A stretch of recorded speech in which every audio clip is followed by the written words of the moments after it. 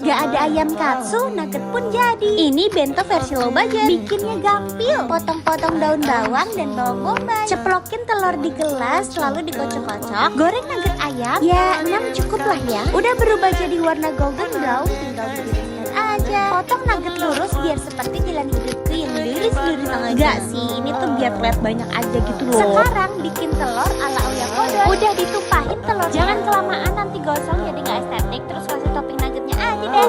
Makan nasi panas yang paling nikmat. Berasa vibes Jepangnya karena beras Kiyoshi aslinya kuning. Beli beras Kiyoshi di link bio.